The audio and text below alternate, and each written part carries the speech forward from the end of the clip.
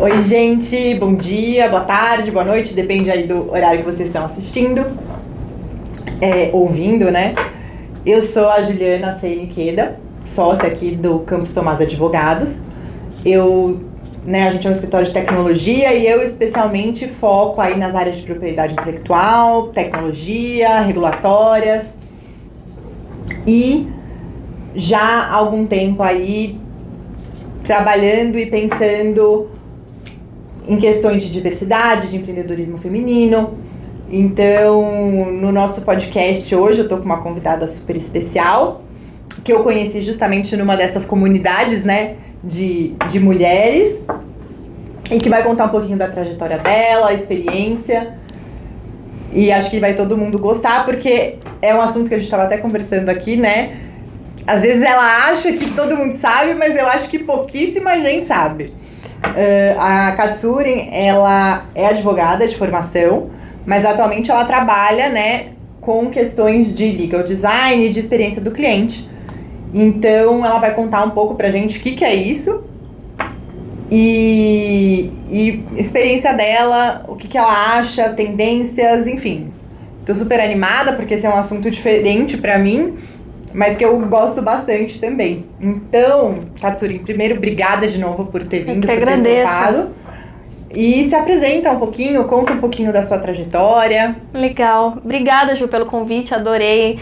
Sempre gosto de falar sobre esses assuntos, né? Quando eu sou convidada para falar sobre esses assuntos que são 100%, que eu ocupo 100% do meu tempo, ou estudando, ou trabalhando, para mim é muito prazeroso, assim, compartilhar algo que eu vivo diariamente. O meu caminho, ele começou na advocacia tradicional, né, advoguei na área civil do consumidor, mas eu não me encontrava, não me sentia assim muito realizada na prática jurídica contenciosa, e aí eu tive uma oportunidade de morar fora do Brasil, fui para Portugal, morei um tempo lá, e quando eu voltei eu pensava, não me vejo trabalhando o dia todo peticionando atrás do computador ou fazendo audiência, não acho que isso é para mim. E aí eu falei, e agora, né? O que eu vou fazer? Porque como advogada, né, a gente dedica horas de estudo, de capacitação e tudo mais. E aí eu falei, bom, deixa eu entender o que está acontecendo no mundo jurídico de novo, para ver se eu consigo aproveitar alguma coisa da minha experiência, para não ter que mudar totalmente de carreira. Porque naquela ocasião passou na minha cabeça realmente mudar totalmente de carreira. E aí foi quando eu encontrei o legal design e foi uma luz assim para mim, porque eu falei, olha, eu acho que aí eu me encaixo, aí é onde eu quero estar. E aí foi quando eu busquei me capacitar, busquei trocar com as maiores referências no tema, não só no Brasil como fora. Tive a oportunidade de trabalhar com referências fora do Brasil, e aí eu fui construindo o meu caminho, e hoje eu trabalho com legal design, muito com um viés de desenvolvimento de negócio. Então, não é o legal design puro e simplesmente para transformar um documento jurídico e deixar ele mais agradável para o cliente, que também é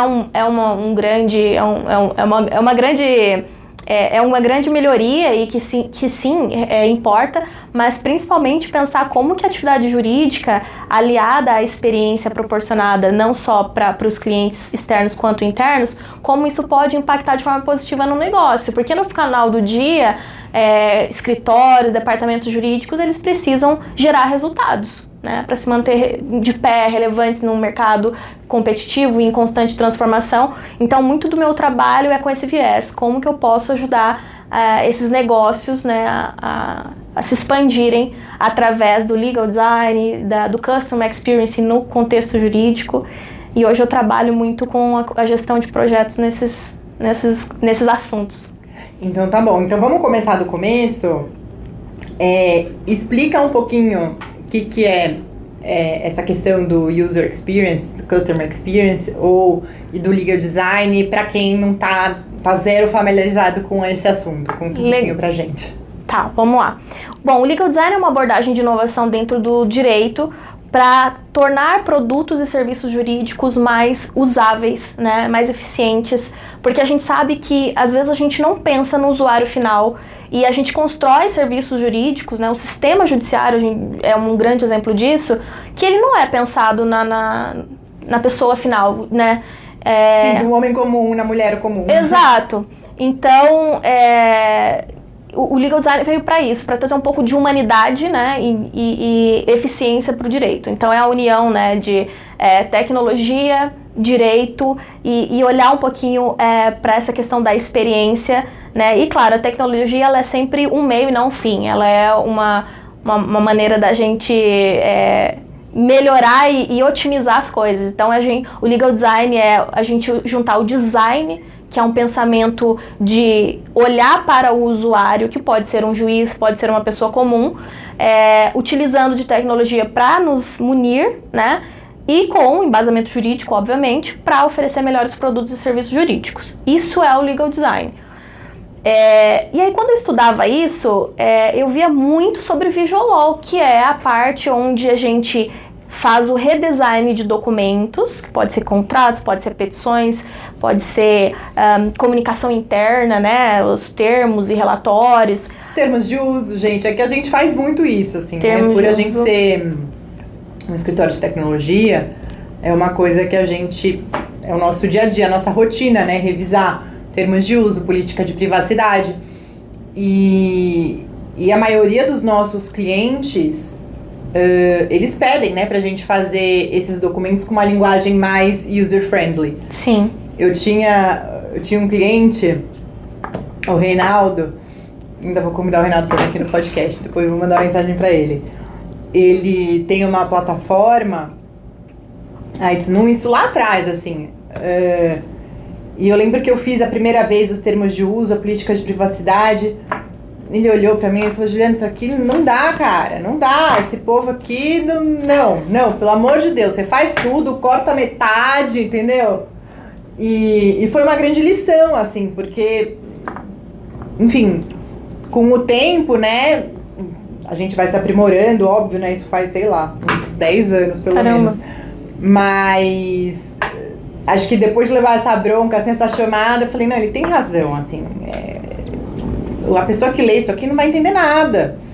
E a gente, né, quando faz os termos de uso, política de privacidade, a gente sempre tem que pensar no consumidor final.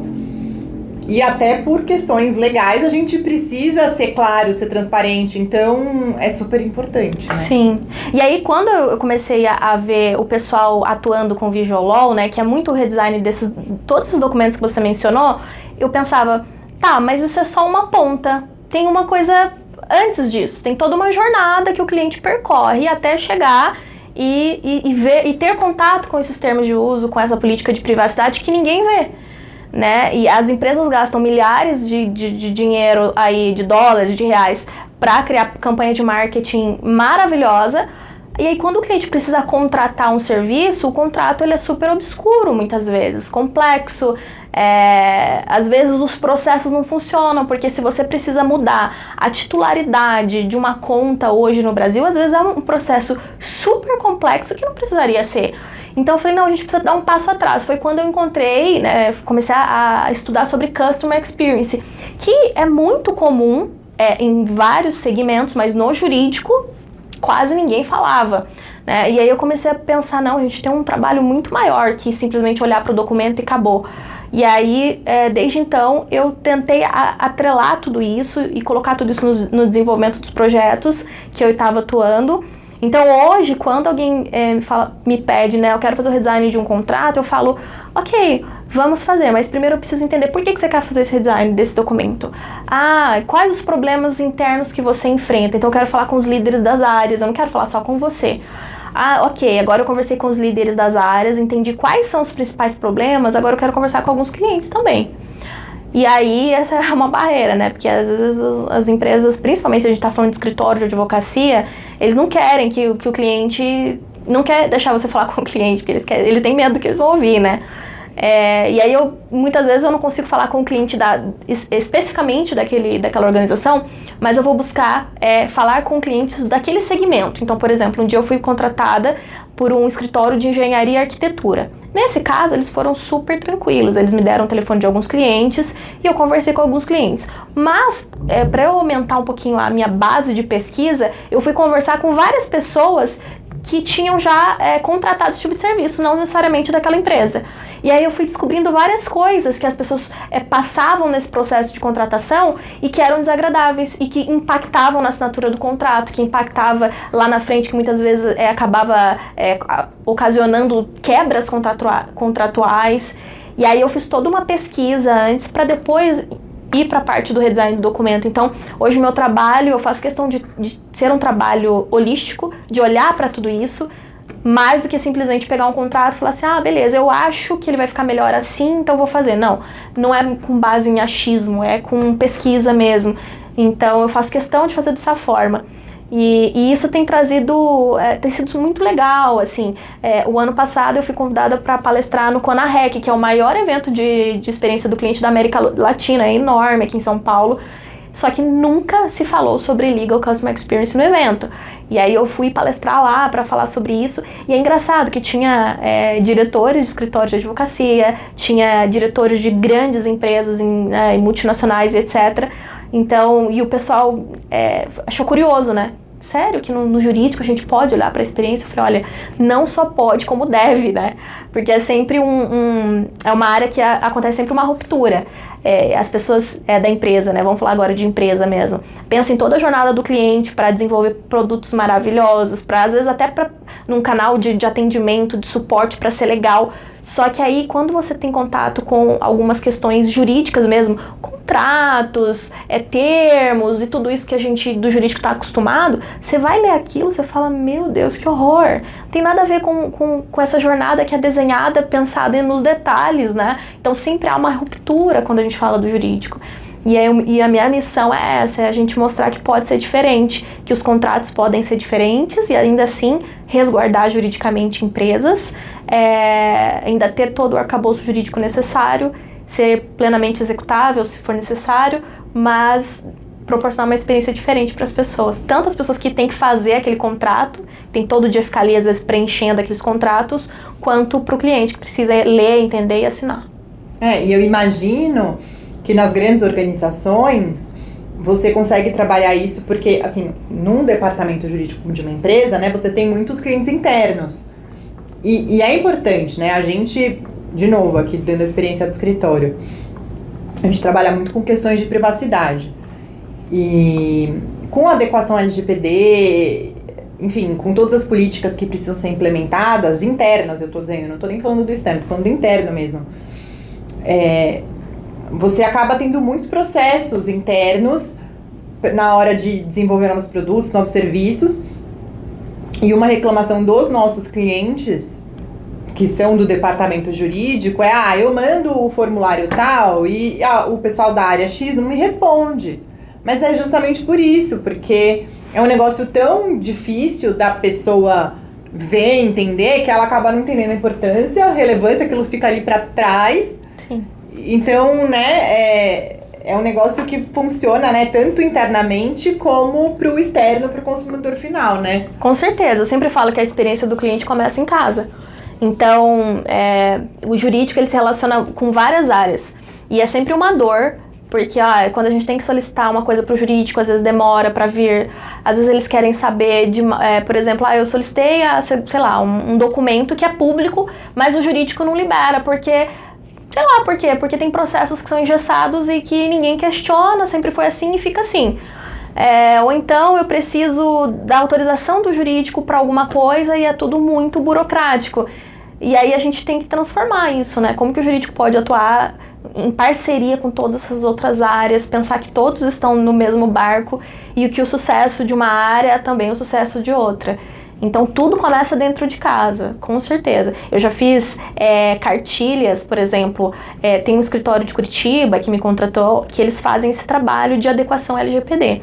Então, eles me contrataram para fazer as cartilhas internas que o pessoal do jurídico mandava para as outras áreas, né? A gente fez vários materiais assim, educativos, porque é muito comum nas empresas, hoje em dia talvez menos, mas antigamente você fazia todo um processo de implementação LGPD, na semana seguinte tinha colaborador escrevendo a senha em post-it colando no computador.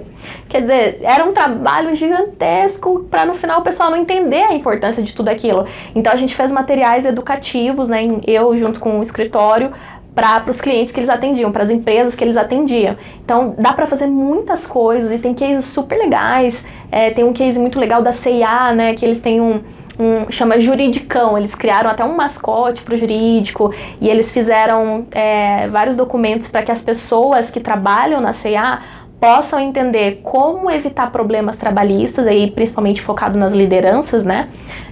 E também como que as pessoas precisam tratar os dados dos clientes com cuidado, levando em consideração, né, a LGPD e tudo que relaciona a essa coleta e tratamento de dados. Então, é um mar de possibilidades.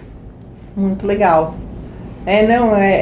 Acho que é isso, assim, a gente tenta aplicar aqui no trabalho o máximo possível, mas é isso, é uma coisa que pode muito bem ser construída e ficar melhor se construída a 4 mãos, né, com uma pessoa que é especialista no tema, como é o seu caso. E me conta uma coisa, a gente aqui fala muito sobre tecnologia, sobre inovação, sobre inteligência artificial, conta pra mim, você usa essas ferramentas, você acha que essas ferramentas vão ser usadas nessa área que você atua? Qual que é a sua percepção? Com certeza, eu acho que a gente vai cada vez mais utilizar a inteligência artificial em tudo, assim. Hoje, se você ficar sem celular, você não faz nada. Esses dias eu quebrei meu celular e, assim, foi 2 dias, assim, foi terrível, assim, foi um pavor. Então, assim como hoje a gente não consegue fazer quase nada sem celular, que tudo tá no celular, eu acho que a inteligência artificial daqui uns... eu nem falo daqui uns anos, eu acho que daqui 1 ano vai ser isso, a gente não vai conseguir fazer nada, assim, porque não é que não vai conseguir, é porque vai ser um esforço burro, assim, a gente não utilizar.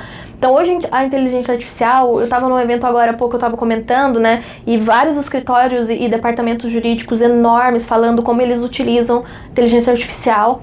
E hoje a gente consegue utilizar para traduzir documentos, para fazer revisão, para fazer síntese. Tem pessoas incorporando a inteligência artificial a sistemas próprios, né, internos, para fazer pesquisas, né, para localizar nos processos algumas coisas. Então, eu quero saber se no processo tem uma liminar. Eu utilizo, então, ali uma inteligência artificial que vai buscar no processo as informações que eu preciso. Hoje eu uso muito, assim, tudo que eu faço, eu penso, como que eu posso fazer isso? E eu acho que é mais uma mudança de mindset do que necessariamente você gastar muita grana com tecnologia. Sim. Então, tudo que eu vou fazer hoje, eu penso, qual a forma de eu fazer isso com o menor esforço, da forma mais rápida, mais eficiente? E aí eu vou pesquisar se tem alguma inteligência artificial que pode me ajudar e como que eu posso fazer aquilo de uma maneira otimizada. Então, eu acho que em várias situações, né, de coisas mais corriqueiras como pesquisas, organizações de materiais, de conteúdo, produção de conteúdo, né, artigos e pesquisas, até esses trabalhos de incorporar a inteligência artificial nos sistemas próprios para trabalhos que são mais complexos. É claro que a gente precisa ter um cuidado, porque a inteligência artificial ainda tem as famosas, né, ainda alucinações. Então, às vezes traz informações que não são precisas, né? Às vezes ainda a gente tem que ter um cuidado, porque a gente a gente se submete, né, a alguns riscos. Então, tem que fazer um uso responsável. Mas eu uso muito para muitas coisas, assim, desde criar apresentações, que hoje em dia tem inteligência artificial que gera uma apresentação para você em 5 minutos. E fica lindo. E fica lindo. Porque assim, não é o forte do advogado fazer uma apresentação, entendeu? Então veja, a inteligência eu também uso, porque ajuda muito. Ajuda muito. Até fazer resumos. Às vezes eu pego um artigo de 20 páginas.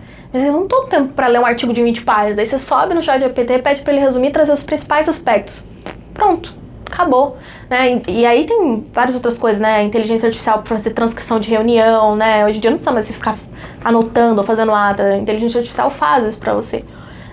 Hoje eu tô fazendo uma imersão agora de gestão. E aí, no final de cada aula, tem uma menina lá no grupo que ela fala: gente, fiz uma síntese da aula de hoje com inteligência artificial. Daí ela manda um PDF lá pra gente. Então, assim, olha só, né? tem muitas possibilidades de uso para ajudar a gente a ganhar tempo, a ter um pouco mais de qualidade de vida. Essa coisa de trabalhar até meia-noite todo dia não dá, né, gente? Burnout não é mais legal. Em pleno 2023, a gente precisa encontrar formas mais... 24? É 24. Você acredita que ontem eu fui preencher minha agenda e eu coloquei 2023? Ah, mas até depois... Até o carnaval é normal ficar preenchendo o ano anterior. Eu ainda não acostumei. Depois do carnaval atualiza o sistema por completo e aí a gente começa a colocar 2024. Pois é. Mas assim, a gente tem tanta tecnologia pra nos ajudar, né? Então a gente não precisa mais, né, ficar fazendo algumas tarefas repetitivas e que drenam muito da nossa energia se a gente tem coisas ali, muitas vezes gratuitas, né, pra ajudar. Concordo 100%. A gente também usa aqui no escritório. Até a gente vai postar logo mais um vídeo em que o Alan, que você conheceu, que é nosso sócio, ele fez um conteúdo mesmo usando o avatar 100% de inteligência artificial, ficou super legal. E é isso.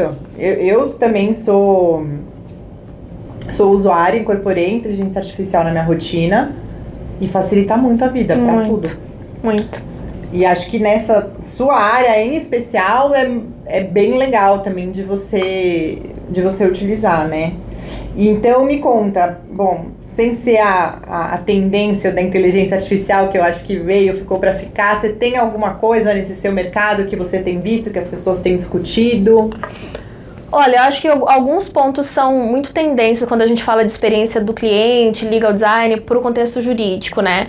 Então, uma delas é a personalização. A gente não pode mais tratar toda a nossa base de clientes da mesma forma, porque cada cliente tem uma necessidade específica e a gente precisa entender qual é essa necessidade para entregar serviços cada vez mais personalizados. Então, essa é uma grande tendência, né? Outra tendência é a utilização de chatbots, porque para que você vai utilizar de um advogado para, sei lá, mandar a segunda via de um contrato ou para informar o cliente de um andamento, se você pode programar um chatbot para fornecer esse tipo de informação que é rápida, né? E que vai até dar maior autonomia para o cliente, porque se ele quiser saber 2 horas da manhã sobre alguma coisa, ele entra lá no chatbot e tá lá, não precisa esperar até o outro dia. Então, o chatbot também é uma grande tendência, porque o cliente ele não quer mais esperar, né? Antigamente, a gente comprava alguma coisa e esperar 10 dias para chegar era super normal. Hoje em dia, eu peço pela Amazon Prime, se não tiver no outro dia na minha casa, eu já não quero esperar, eu quero... E pro cliente do serviço jurídico é um pouco assim, né? O consumo, ele tem mudado muito. Eu sou muito curiosa, então eu tô sempre estudando muita coisa. Uma das coisas que eu gosto de estudar é a antropologia, e principalmente eu acompanho um antropólogo que chama Michel Alcoforado, que ele tem uma consultoria que chama Antropologia do Consumo. Então ele estuda consumidores há décadas, né? Não só no Brasil, mas no mundo. E ele traz como que o consumo tem mudado, né? Principalmente com essas novas gerações. Se a gente for ver hoje dentro das empresas, há uma... transgeracional, né? A gente tem pessoas de 20 anos trabalhando com pessoas de 50. E não necessariamente essas pessoas de 20 anos são júniors, estagiários. Não, tem líderes, tem pessoas em posições muito importantes com 20 e poucos anos. E como que a gente vai interagir com essas pessoas? Então a gente precisa entender. Por isso que Customer Experience é uma grande tendência no jurídico, porque para uma empresa de tecnologia, né, que é muito o foco aqui do escritório, pode ser que os clientes dessas empresas sejam pessoas ali de 20 a 25 anos. Sim. E aí você acha que essas pessoas de 20 a 25 anos vai querer ler um contrato de 20 páginas, super complexo, ou esperar 5 dias úteis para ter uma resposta? Não. A geração do TikTok?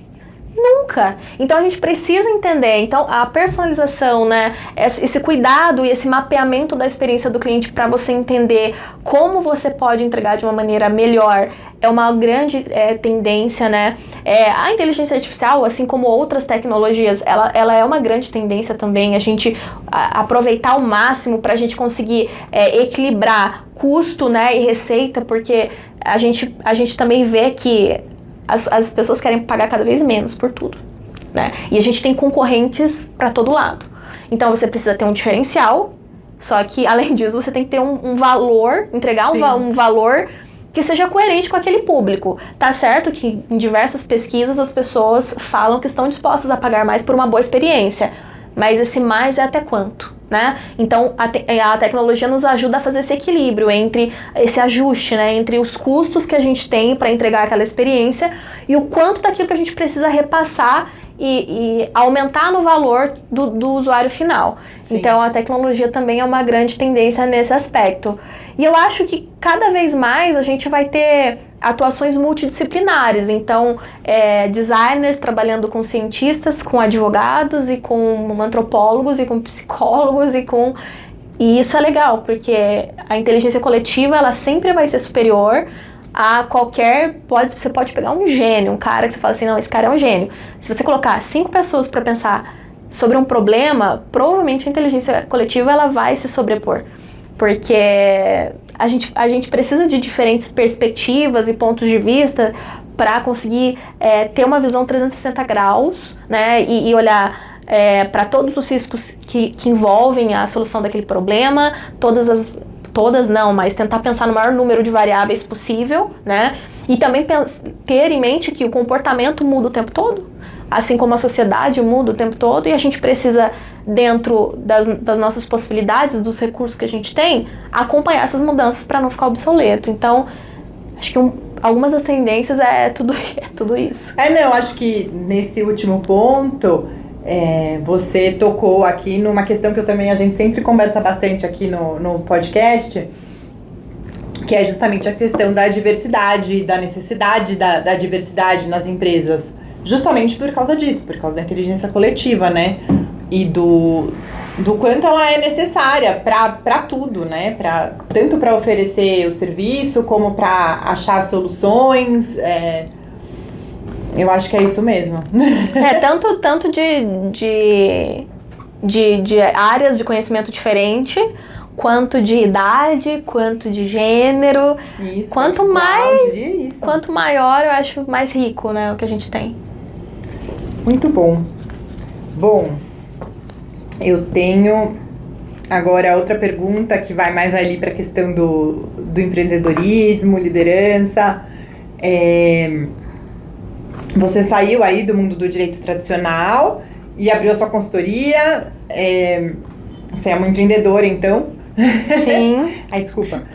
Então, conta um pouquinho pra gente como é que foi essa mudança de chave, as dificuldades que você passou, que você passa ainda.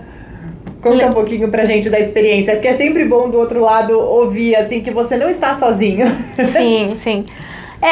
Eu enfrentei várias barreiras, né? Primeiro porque quando a gente é jovem, a gente enfrenta várias coisas no sentido de, será que eu posso confiar, né? Porque é uma mulher. Porque é uma mulher, porque é jovem, então tem várias barreiras aí. E aí hoje eu trabalho com projetos, também estou no desenvolvimento de negócio de uma legal tech, né, atuo junto com eles, mas eu sempre falo que nada substitui uma autoconfiança. Eu sempre levei muito a sério aquela máxima de finge até que você se torne. Então... Make it until you make it. Exato.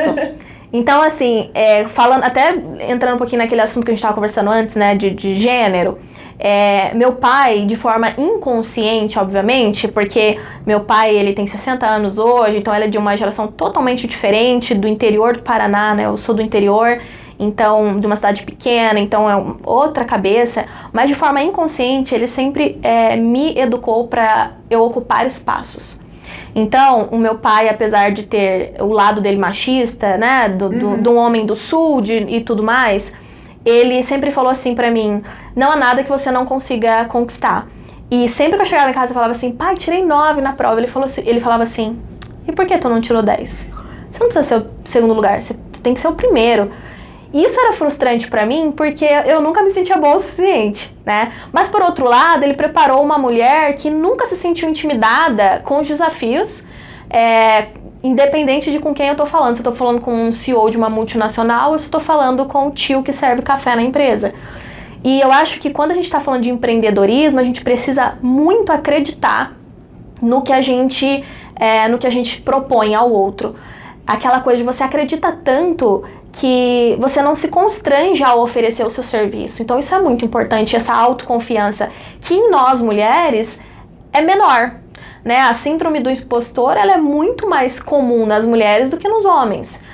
Esses dias até eu achei muito engraçado, eu fui convidada por um amigo que é jovem e que ele faz economia, e ele falou, olha, ele participa de um fundo de investimento, e ele falou, a gente vai ter uma assembleia de apresentação de resultados, eu quero te convidar para participar.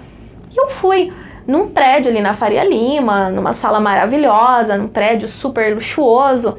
E eu cheguei lá, era uma mesa comprida, assim, enorme, com, sei lá, uns 20 meninos ali de 20 e poucos anos, mas eles estavam numa autoconfiança que você olhava e você falava, não dá pra entender. Eu achei tão engraçado, porque de mulher tinha somente eu e uma menina que eu acho que era namorada de um dos garotos. Fora isso, eram só homens, a maioria meninos da faculdade de economia, de 20 e poucos anos, e aí tinha 2 ou 3 homens mais velhos ali. Mas assim, a autoconfiança com que eles apresentaram os resultados naquela assembleia, eu saí de lá pensando, se nós mulheres tivéssemos essa autoconfiança aos 20 anos, o mundo era nosso. Assim, eu fiquei impressionada. Então, é algo que eu sempre tentei me ocupar posições, né, e lutar por aquilo que eu acreditava, ainda que enfrentasse todas essas barreiras, né, de ser mulher, de ser jovem, de vir de uma cidade pequena. Então, pra mim as coisas foram muito mais difíceis, né, eu moro em São Paulo hoje, faz 1 ano e pouco, mas eu venho de uma cidade de 100 mil habitantes, então assim, tudo foi muito mais difícil. Mas, ao mesmo tempo que às vezes me frustrava por encontrar algumas pedras no caminho, ao mesmo tempo me motivava, porque eu falava, não, se as outras pessoas conseguem, eu também consigo. Então isso é muito importante, a gente ocupar espaços e a gente acreditar, né? Porque se a gente acredita, é muito mais fácil a gente vender, porque a comunicação ela é muito mais do que o que eu tô falando aqui, né? Então às vezes você nem abriu a boca, mas se você chega para oferecer alguma coisa com aquela postura, né, com o colo aqui fechado, encolhida, olhando para baixo, com aquele medo, com aquele temor, a hora que você abrir a boca para falar e querer vender qualquer coisa, a pessoa não vai te dar credibilidade. Então, esse mantra de finge até que você se torne, por mais que muitas vezes eu pensava, será que eu não tô dando um passo maior que a minha perna? Eu falava, se eu tiver, eu vou descobrir no caminho. Então, eu sempre fui muito... as pessoas, assim, muitos amigos, pessoas próximas sempre falaram pra mim, Katsuri, você é muito autoconfiante, você tem uma autoestima muito boa, mas elas não sabem que lá no fundo não era nada daquilo, mas eu fingia e eu sustentava, e até hoje pra mim é um pouco mais fácil, assim, porque eu já tô com quase 32 anos, então eu já fui morar fora do país, já voltei, né, já morei em vários lugares, tô agora morando aqui em São Paulo, então hoje, pra mim, eu digo que eu já ganhei uma carcaça e pra mim é mais fácil. Mas lá atrás nem sempre foi assim. Então, eu acho que é muito importante isso, né? Falando aqui para profissionais jurídicos que são empreendedores, que nem sempre estão ali dentro de escritórios, dentro de escritórios de outras pessoas, né? Ou departamentos jurídicos e tal. Eu acho que, primeiro, você precisa ter muita clareza do valor que você entrega, né? Pensar em um diferencial para que você possa ter algo que te destaca do restante dos seus concorrentes, e depois nutrir, e aí falando especialmente para a nossa audiência feminina, nutrir essa autoconfiança de que tudo bem não saber todas as respostas e a gente descobre no caminho, mas eu gosto muito daquele livro Magia, da Elizabeth Gilbert. Ela fez aquele Comer, Rezar e Amar, mas ela... essa é a autora do Comer, Rezar e Amar. Mas ela tem um outro livro que é Magia alguma coisa, que fala sobre criatividade. E ela fala que criatividade não é você ser um artista, não. É você nutrir e ser guiado por uma coragem, por uma curiosidade que se sobrepõe ao seu medo. Então, quando você é uma pessoa criativa, quando você é uma pessoa que nutre a criatividade em você, é você tomar decisões guiadas por tanto que você quer ganhar, mais do que pelo medo do que você tem a perder. E isso sempre foi um mantra pra mim, eu acho que tem que ser pra todas nós. Não, mas vale pros homens também, com certeza. Porque às vezes o medo, ele é um fator paralisante, né? Sim. E um pouco do que você falou também, eu tenho seguido muito essa questão, né, de buscado mesmo. Eu sou muito curiosa também, eu também adoro ler e fico, enfim, sigo um monte de gente que fala sobre empreendedorismo, sobre isso, sobre aquilo outro, e tem um pouco disso, né, o Érico Rocha, que fala do pequeno sucesso, do grande sucesso, que muitas vezes para você chegar no grande sucesso, o que tá te impedindo é o pequeno sucesso, porque você tá com medo ali de perder o seu conforto, você tá ali na sua zona de conforto, você tá relativamente bem, e você acaba não arriscando para buscar um negócio maior, porque você tá com medo de perder o seu pequeno sucesso. Então, acho que essa é uma dica que vale para qualquer gênero, e é normal. Sim. Mas, ótimo. E agora, assim, você teve essa questão, né, de fazer o shift aí, né, de sair do direito tradicional. E você tem algum conselho aí para os profissionais, para os estudantes de direito? Como se achar dentro do direito ou fora do direito? Qual que é a sua dica? Qual que é o seu conselho? É tirar a cabeça dos livros e ver o mundo real.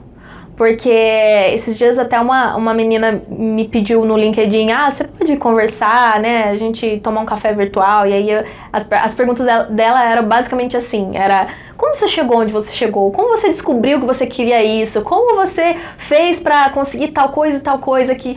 E aí eu falei assim, olha, a gente descobre no caminho, a gente não começa sabendo onde vai chegar exatamente. Claro, você tem uma visão ali, mas é importante dar o primeiro passo. E muitas vezes a gente do direito, que a gente é muito sistemático, a gente acha que a gente vai encontrar as respostas tudo nos livros. E eu falo, cara, abandona um pouco esse pensamento e vai viver a vida, e vai conversar com pessoas, e vai observar a vida real, que é muito diferente da teoria. Então, quando eu comecei no Legal Design, claro que eu procurei ler tudo que tinha sobre o assunto, mas principalmente eu chamei uma galera no LinkedIn e falava assim, vamos tomar um café virtual, que eu queria falar um pouquinho com você, conhecer a sua trajetória e tal. E as pessoas são muito generosas e elas gostam, é uma característica humana a gente gostar de falar da gente mesmo. Então elas gostam de falar de si, de como elas conseguiram, como foi a trajetória. Então assim, vai conversar com pessoas, sabe? E não só do direito, vai conversar com pessoas fora do direito também, né? Vai trocar ideia, vai participar de eventos fora do jurídico, né? Eu participo de muito evento, não só do jurídico, pelo contrário, os eventos jurídicos que eu vou hoje são a minoria. Eu participo de eventos de negócio, de tecnologia, né? De psicologia, já fui em eventos de psicologia, de design. Então assim, vai buscar outros horizontes, né? Vai conhecer coisas diferentes. Então eu sempre falo que as conexões, elas te abrem portas que nenhum diploma abre. Eu não tenho um diploma em Harvard, eu não tenho um MBA em uma instituição internacional, mas eu já cheguei em lugares que pessoas com esses diplomas não chegaram. E por quê? Porque eu sempre conversei com as pessoas, sempre não tive medo de me mostrar vulnerável e falar, olha, eu não tenho esse conhecimento, mas eu gostaria de ter, eu gostaria de, né, se possível, contar com o seu apoio para me dar alguma dica, para me trazer alguma resposta. Então essa humildade intelectual também é muito importante. E aí ao longo da vida eu fui ganhando mentores, mentores que eu ganhei mesmo, que eu não tive que pagar, não, que eu fui ganhando mesmo, que se identificaram com a minha história, ou que admiraram a minha coragem, né, e foram super generosos comigo, e aí cada pessoa que você conversa, você vai aprendendo alguma coisa, você vai trazendo para o seu acervo mental alguma ferramenta, e aí depois de um tempo você se vê progredindo, e aí você vai descobrindo, né, para onde que eu quero ir, de que forma que eu quero fazer isso, porque as respostas a gente vai descobrindo à medida que a gente vai dando alguns passos. Se a gente esperar um momento favorável, ou então um momento que a gente vai se sentir 100% pronto... Não existe. Não existe. Não existe, verdade. Concordo. Então isso é muito importante. E converse mesmo com as pessoas. Hoje em dia, com a pandemia, se chamar as pessoas para tomar um café virtual é super comum. E é riquíssima. Os papos mais importantes que eu tive ao longo da minha carreira foram em cafés, assim, às vezes virtuais, às vezes presencialmente. Quando eu não morava em São Paulo, eu aproveitava que eu ia estar aqui para um evento, eu saía chamando todo mundo para tomar café. Às vezes eu tomava café, tipo, com 3 pessoas diferentes no dia. E aí, eu já tive mentorias, assim, de sentar com pessoas e ficar 1 hora e meia conversando, que se eu fosse pagar ia ser, sei lá, 20 mil reais, 30 mil reais. E a pessoa conversou ali comigo na maior generosidade e me trouxe insights, assim, que foi virando chaves. E aí as coisas vão fluindo, sabe, ao longo do caminho. Adorei, concordo 100%. Eu aqui tô fazendo, eu comecei assim a gravar aqui os podcasts recentemente, mas pra mim é isso, a cada pessoa que eu convido pra vir aqui é uma aula, sempre alguém traz alguma coisa diferente, alguma dica de livro, são todas mentoras também no fim das contas, e desde as pessoas mais velhas com mais experiências até as mais jovens, você é bem mais jovem que eu, a Beatriz, né, que veio aqui, nossa, super jovem, mas uma puta bagagem. Legal. E essa troca, assim, é muito legal mesmo. Eu também recomendo pra todo mundo. E, de novo, então, eu vou encerrar aqui o nosso bate-papo, mas desde já agradecendo, porque eu adorei. Que bom. Acho que as nossas ideias batem em várias coisas aí. E, com certeza, a gente vai trabalhar juntas, porque tem muita coisa com mesmo certeza. pra fazer. Gente, super obrigada por quem acompanhou a nossa conversa. Sigam o nosso perfil, compartilhem esse bate-papo. O que mais, Nicole, que eu falo? Curte, comenta. Curte. É isso, gente. Obrigada, até a próxima.